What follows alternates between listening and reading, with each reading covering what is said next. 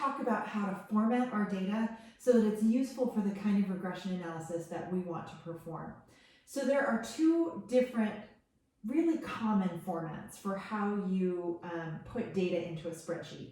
And that spreadsheet format tends to be the same kind of format that we have in our databases that we use with R. So one of those formats is wide format and the other format is long format. And I think it's easiest to describe, oh my gosh, I think it's easiest to describe the difference between these two by giving an illustration. So here I have a little mini spreadsheet that has 3 different cities, and it has 3 different years of population data for each of those cities. So we can see 9 data points here in the middle.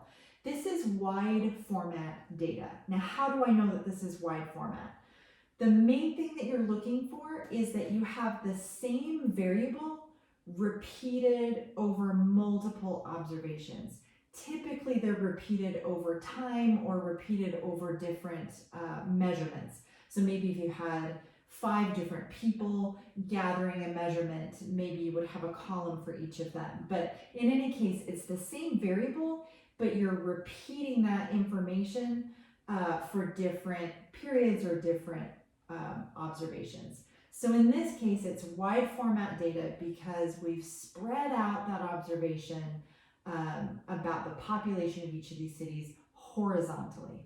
So for Sacramento, we have a 2017 entry, a 2018 entry, and a 2019 entry, but really this is all just one variable. It's population that's varying.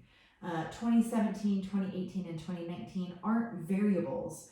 They don't describe Sacramento. Like 2017 isn't a characteristic of Sacramento or Portland or Salt Lake City. It's part of what you're describing. So what you're describing here is Sacramento in 2017. Your unit of analysis is the combination of those two things. That's really what you're trying to observe, is Sacramento in a given point in time. So another way to think about this and another way to organize it is long format. And typically long format is more useful for us in the kind of regression analysis that we're trying to do, where we're correlating multiple variables. So in order to reformat this data, one of the first things I need to do is create multiple entries for each city, because really this information has 3 entries for Sacramento for the same population variable. And what we want to end up with is just one column for population. But to do that, we don't want to lose any information. So we need to have a column that has the city name, and we're going to keep that. And then we're going to have a column for the year, which is going to mean we're going to have repeated entries for the city. And what's going to make each row unique is the pairing of the city and the year. Because again, the year is part of what you're describing. It's not a variable that is doing the describing. So here's what that looks like. We're going to add each of these things again.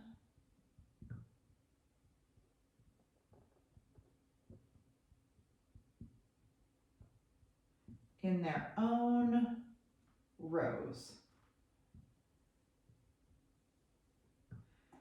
Now, I'm just going to extend those down a little bit. So now we are almost set up to where we can convert this data in the way that we need to. But one of the things that we need to do also is to create, and luckily I have these numbers written down elsewhere so I can look them back up again. But we need to create space to capture that year. So I'm going to add that here, year. So we have Sacramento in 2017, we have Sacramento in 2018, we have Sacramento in 2019. And that's going to be the same for each of our cities.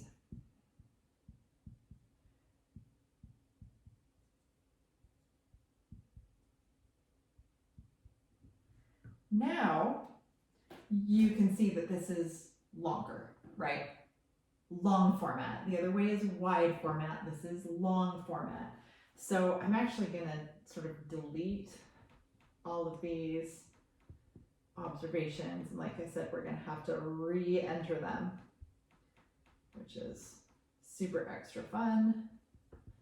Just gonna clear the board a little bit. All right, so now instead of these being years up here, we're gonna add population. So now I have a column for the variable population, whereas before I had multiple columns that all described population, just in different years. Now I've got one long column for population, which means that I'm going to need to add the same information that I had before, but now it's going to be in a slightly different format. So Sacramento in 2017 had a population of 502,000 people, give or take. Portland had a population of 648,000 people, roughly, and Salt Lake had a population of 200,570. Sacramento in 2018 is 508,529. Portland 653,115. Salt Lake is 200,591. Sacramento in 2019 513,625. Portland 657,100, and Salt Lake 200,567. So you'll see that's all the same information that we had before, it's just in a slightly different format. And we can also see that our unit of analysis is the city and the year in this case. So it's not just city, because city is repeated. That doesn't make each row unique. And for that to be our unit of analysis, each row needs to be unique. But it also needs to describe what the content of the variables is describing. So what is this population column describing? It is describing Sacramento in a given year or Portland in a given year. So city and year together make our unit of analysis here. One of the nice things about this format is whereas in wide format, typically you're only going to have one variable, but you're going to have it tracked over time for many observations. In this case, we can actually have multiple variables in our data set. So I'm going to just throw in another variable here. Let's ask whether or not each of these cities is the capital city of its respective state. So in this case, the answer for Sacramento is yes, so we're going to give it a 1. Portland is not the capital of Oregon, so it gets a 0. Salt Lake City is the capital of Utah, so it gets a 1. And we can repeat that pattern because this doesn't actually vary over these 3 years for these states. And you can imagine other variables that we could add to this as well, and that is how you format data in a long format.